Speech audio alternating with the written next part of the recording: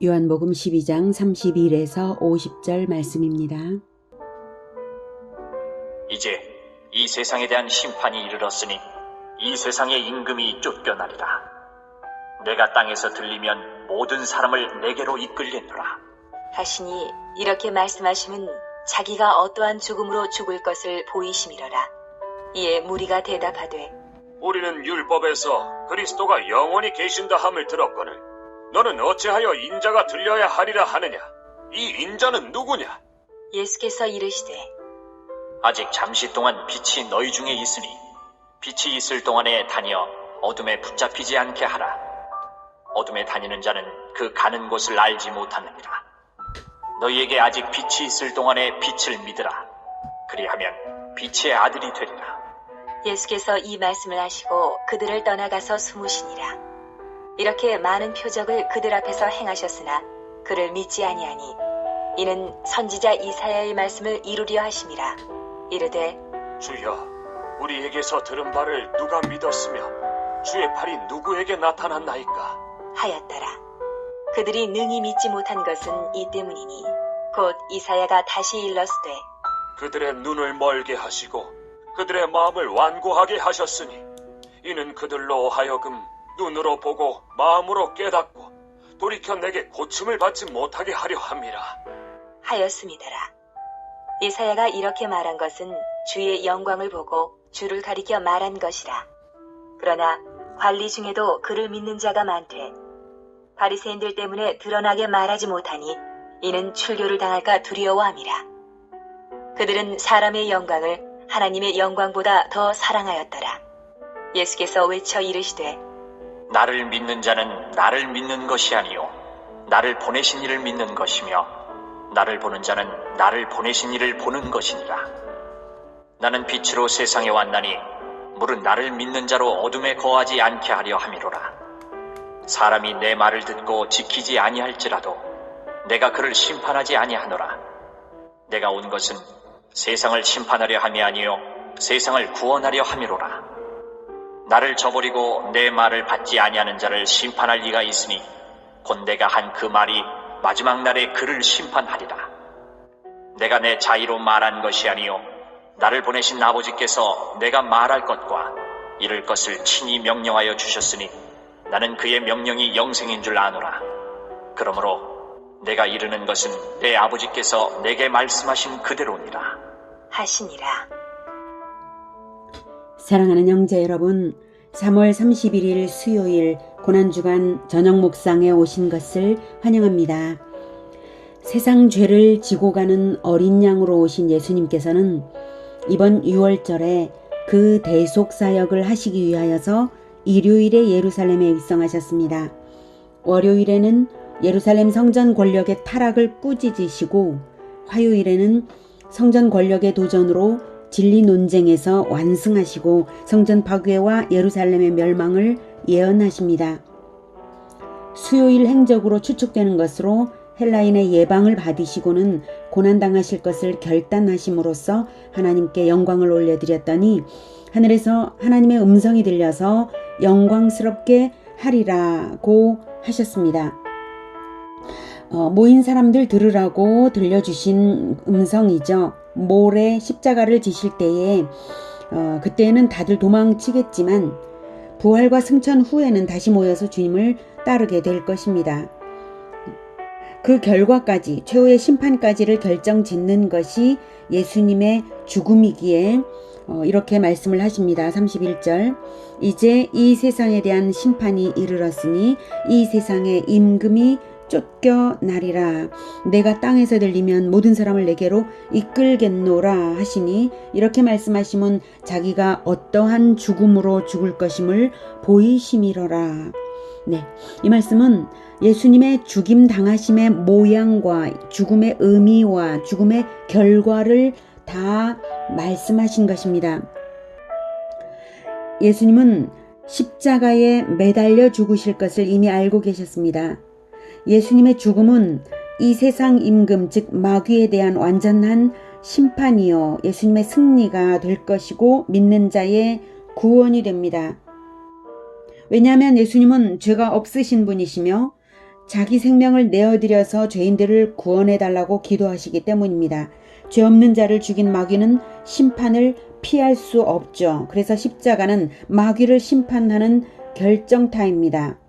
죄 없으신 예수님은 부활과 기도의 응답으로 모든 믿는 자들을 구원하실 수 있는 것입니다. 그래서 십자가는 인류 구원의 능력입니다. 이렇게 함으로써 예수님은 왕 되심이 확정적으로 되는 것입니다. 이렇게 죽음과 그 의미까지 말씀하셨는데도 무리가 아직 긴가 민가 했습니다.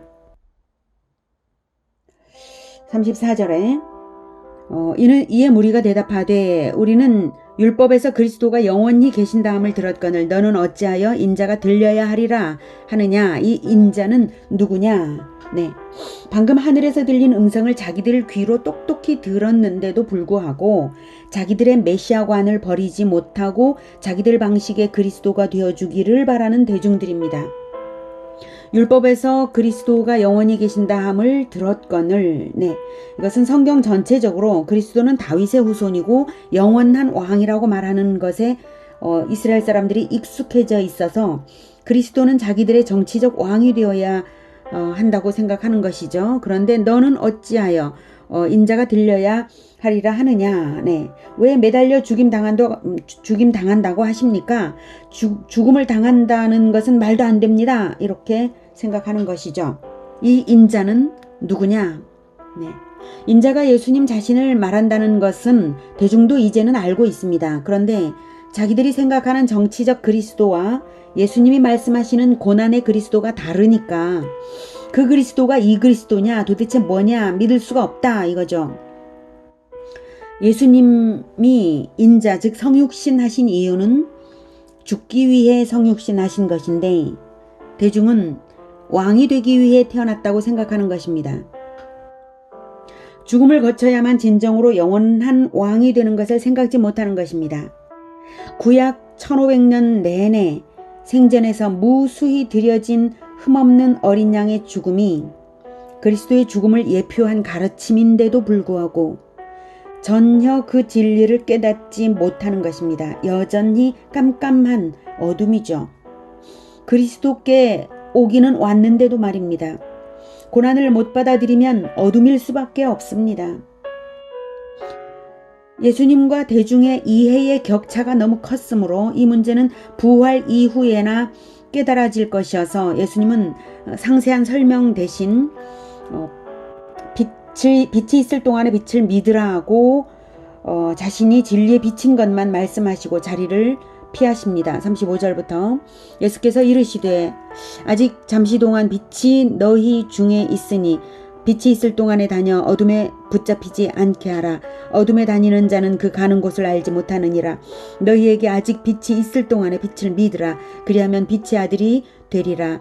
예수께서 이 말씀을 하시고 그들을 떠나가서 숨으시니라. 37. 이렇게 많은 표적을 그들 앞에서 행하셨으나 그를 믿지 아니하니. 네, 많은 표적도 표적이지만 방금 자기들 귀로 하늘 음성을 듣고서도 내가 영광스럽게 하리라 이 음성이 들렸잖아요. 하늘에서.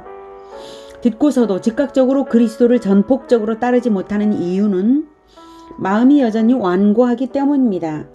사람들은 자기 생각을 믿는 것이죠. 고난을 받기 싫은 자기 생각을 믿는 것이죠. 38절 이는 선지자 이사야의 말씀을 이루리 하심이라. 이르되 주여 우리에게서 들은 바를 누가 믿었으며 주의 팔이 누구에게 나타났나이까 하였더라.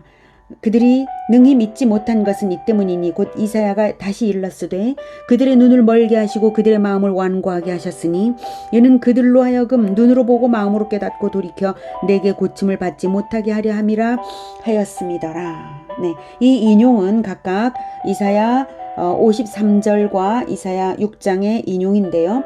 둘 다 이사야 시대 당시 백성들이 고난을 거부하고 실천을 거부함으로 믿는 자라고 볼 수 없다는 하나님의 선언입니다. 먼저 이사야 53장 1절 볼게요. 우리가 전한 것을 누가 믿었느냐? 여호와의 팔이 누구에게 나타났느냐? 네. 이스라엘이 안 믿었다고 판단할 수밖에 없는 근거는 여호와의 팔, 즉 이적이 나타났는데도 불구하고 2절에 보기에 흠모할 만한 아름다운 것이 없다고. 네. 3절에 멸시, 그리고 간고, 그리고 질고, 네. 질고, 이런 것을 당하는 그리스도에게서 얼굴을 돌리고 싫어하니 그리스도를 믿는 자라 할 수 없다는 뜻입니다. 계속 2, 3절 확인하죠. 그는 주 앞에서 자라나기를 연한 순 같고 마른 땅에서 나온 뿌리 같아서 고운 모양도 없고 풍채도 없은즉 우리가 보기에, 네, 그 당시 백성들이 보기에 흠모할 만한 아름다운 것이 없도다. 그래서 그리스도가 아니다라고 할 것이다 이거죠. 네. 그는 멸시를 받아 사람들에게 버림받았으며 간고를 많이 겪었으며 질고를 하는 자라 마치 사람들이 그에게서 얼굴을 가리는 것 같이, 네, 사람들이 그리스도를 싫어한다는 것입니다. 얼굴을 가리는 것 같이 멸시를 당하였고 우리도 그를 귀히 여기지 아니하였도다. 그리스도의 고난을 받아들이지 않는 이유는 자기들이 고난을 받기 싫은 것과 직결된 것이죠. 그렇다면 그리스도의 고난은 감동된다면서 자기는 고난을 받기 싫은 사람도 마찬가지입니다. 동일하게 문제 있죠. 자기 믿음을 점검해 보아야 합니다.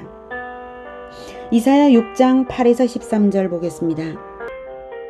내가 또 주의 목소리를 들으니 주께서 이르시되 내가 누구를 보내면 누가 우리를 위하여 갈꼬 하시니 그때 내가 이르되 내가 여기 있나이다 나를 보내소서 하였더니, 여기서 내가는 이사야입니다. 하나님께서 자발적인 사명자를 간절히 바라시는 거죠. 누가 우리를 위하여 갈꼬? 자발적인 사명자를 간절히 바라시고, 이사야는 자발적 사명자입니다. 이사야는 진리에 밝으니까 나서는 것이고 실천적이니까 진리에 밝을 수밖에 없죠. 그런데요, 하나님은 백성들이 진리를 깨닫지 못할 것을 말씀하십니다. 9절 10절 여호와께서 이르시되 가서 이 백성에게 이르기를 너희가 듣기는 들어도 깨닫지 못할 것이요 보기는 보아도 알지 못하리라 하여 이 백성의 마음을 둔하게 하며 그들의 귀가 막히고 그들의 눈이 감기게 하라. 염려하건대 그들이 눈으로 보고 귀로 듣고 마음으로 깨닫고 다시 돌아와 고침을 받을까 하노라 하시기로. 네, 하나님께서 백성들이 진리를 깨닫지 못하기를 원하신다는 뜻이 아닙니다. 그들 자신이 눈으로 보고 귀로 듣고 마음으로 깨닫고 다시 돌아와 고침을 받아서 너무 실천적이게 될까봐 두려워서 눈 감은 척, 못 듣는 척, 못 깨닫는 척 했기 때문에 그들의 태도 그대로 될 것이라는 선언이십니다. 하나님께서는 처음에 아까 어땠습니까? 누가 우리를 위하여 갈꼬? 누가 우리를 위하여 갈꼬? 제발 하나님의 명령을 받아서 순종해서 실천할 사람들을 나오라고 했지만 눈으로 보고 귀로 듣고 마음으로 깨닫고 하나님을 위하여 가게 될까봐 두려워서 못 들은 척, 못 깨닫는 척 했기 때문에 그들의 태도 그대로 될 것이라는 선언입니다. 그래서 자발적 사명자인 이사야를 보내시면서 진리를 선포하라고 보내시면서 이 말씀하시는 거거든요. 그러니 깨닫기를 바라시는, 여전히 바라시는 하나님 마음이죠. 제발 말하면 알아들으라고 하시는 게 하나님의 진심입니다. 실천하는 자가 알아들은 자입니다. 그래서 실천하는 자만 알아들으라고 이 말씀하시는 것입니다. 그리고 실제로도 실천을 거부하면 진리가 깨달아지지를 않아요. 실제로 예수님 앞에 있는 무리가 지금 그렇잖아요. 방금 하늘 음성을 듣고도 그리스도의 고난은 받지 못하고 있죠. 고난이 싫고 실천이 싫으면 진리가 거부되는 것입니다. 깜깜한 거예요. 11절 내가 이르되 이사야가 이르되 주여 어느 때까지니까 하였더니, 네, 어느 때까지 못 알아듣는 사람들에게 진리를 말해야 하는 것입니까? 그래도 언젠가는 백성들이 알아들어야 할 때가 와야 하는 것 아닙니까? 저는 자발적 사명자로서 진리를 가서 말할 건데요. 그 못 알아듣는 귀머거리들에게 말할 건데 언제까지입니까? 이거죠. 이 심정이죠. 참 이사야가 답답하게 얼마나 답답했겠어요. 심정이. 전파하는 사명은 받았죠. 들을 사람들은 거부한다는데 도대체 언제면 귀머거리들이 귀가 열려서 진리를 알아듣겠냐는 간절함으로 어느 때까지입니까? 한 것입니다. 주님의 심정이 똑같습니다. 주께서 대답하시되 성읍들은 황폐하여 주민이 없으며 가옥들에는 사람이 없고 이 토지는 황폐하게 되며 여호와께서 사람들을 멀리 옮기셔서 이 땅 가운데 황폐한 곳이 많을 때까지니라. 그 중에 10분의 1이 아직 남아 있을지라도 이것도 황폐하게 될 것이나 밤나무와 상수리나무와 나무가 배임을 당하여도 그 그루터기는 남아 있는 것 같이 거룩한 씨가 이 땅에 그루터기니라 하시더라. 네. 진리를 못 알아듣는 실상은 이렇습니다. 황폐하여 11절. 그리고 또 황폐하게 되며 그리고 황폐한 곳이 많고 황폐하게 될 것입니다. 이스라엘의 실상이 그런 것이었죠. 제국의 포로 생활을 70년이나 하고도 여전히 국권이 있나요? 제사장이 온전하나요? 백성이 평안한가요? 성전이 거룩한가요? 모든 것이 황폐한 그때에 거룩한 씨 그리스도가 등장할 것이라는 여호와 하나님의 예고입니다. 그만큼 이스라엘이 실천을 안 했다는 말씀이기도 합니다. 그래서 거룩한 씨로 그리스도께서 오셨음에도 불구하고 고난은 받기 싫어서 왜 그리스도가 죽임을 당하냐고 따지고 있는 것입니다. 알아듣지 못하는 거죠. 자기들이 고난 당하기 싫으니까 그리스도의 고난도 알아듣지를 못하는 거예요. 다시 요한복음으로 돌아가겠습니다. 41절 이사야가 이렇게 말한 것은 주의 영광을 보고 주를 가리켜 말한 것이라. 네. 고난당하는 것을 대중의 얼굴을 돌리지만 주님의 그 고난이 주의 영광이라는 것을 이사야가 예언한 것입니다. 42, 43절 그러나 관리 중에도 그를 믿는 자가 많되 바리새인들 때문에 드러나게 말하지 못하니 이는 출교를 당할까 두려워함이라. 그들은 사람의 영광을 하나님의 영광보다 더 사랑하였더라. 보십시오. 출교를 두려워하니 드러내지 못하는 실상 역시 그런 맥락입니다. 예수님을 믿는 것까지는 잘한 일이지만 아직도 사람의 영광을 더 사랑하는 것 때문에 고난을 받음으로써 받게 되는 하나님의 영광에는 깜깜한 상태죠. 그래서 예수님께서 외쳐 강조하신 가르침을 우리가 깊이 새겨서 마지막 날의 심판에서 말씀을 지킨 것이 드러나도록 합시다. 그 외쳐 가르치신 강조를 읽어보겠습니다. 44절부터 예수께서 외쳐 이르시되 나를 믿는 자는 나를 믿는 것이 아니요 나를 보내신 이를 믿는 것이며 나를 보는 자는 나를 보내신 이를 보는 것이니라. 나는 빛으로 세상에 왔나니 무릇 나를 믿는 자로 어둠에 거하지 않게 하려 함이로라. 사람이 내 말을 듣고 지키지 아니할지라도 내가 그를 심판하지 아니하노라. 내가 온 것은 세상을 심판하려 함이 아니요 세상을 구원하려 함이로라. 나를 저버리고 내 말을 받지 아니하는 자를 심판할 리가 있으니 곧 내가 한 그 말이 마지막 날에 그를 심판하리라. 내가 내 자유로 말한 것이 아니요 나를 보내신 아버지께서 내가 말할 것과 이를 것을 친히 명령하여 주셨으니 나는 그의 명령이 영생인 줄 아노라. 그러므로 내가 이르는 것은 내 아버지께서 내게 말씀하신 그대로니라 하시니라. 네. 예수님의 말씀은 하나님의 명령이요 하나님의 명령은 설명이 아닌 명령이므로 실천으로 지켜야 믿음이 증명되는 의무사항입니다. 예수님은 구원하려고 오셨고 믿음이 시작되어서 구원의 출발이 있었다면 실천으로 빛 가운데 거해야 합니다. 최종적으로 예수님의 말에 의해서 그 말과 실천이 같은지 점검되어서 최후의 심판대에서 검증이 되는 것입니다. 빛 가운데 거하는 것은 실천입니다. 거하는 것입니다. 실천입니다.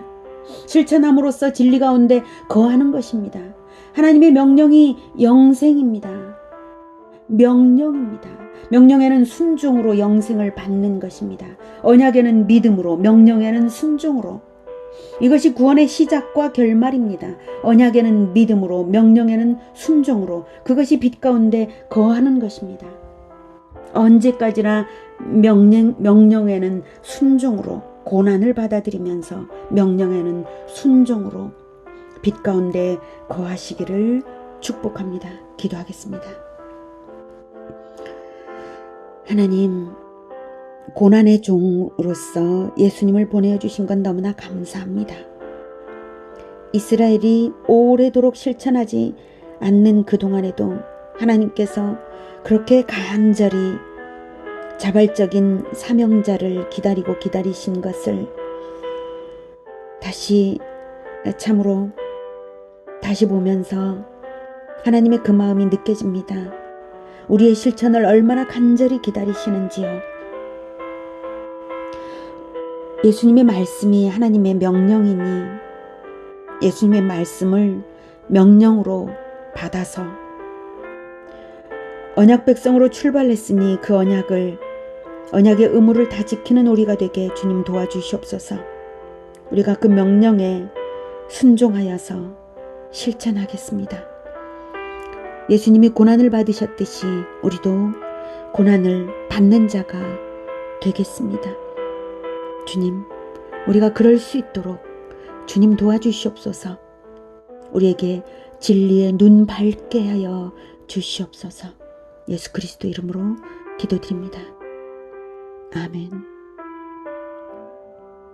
이어지는 시간은 개인 기도 시간입니다.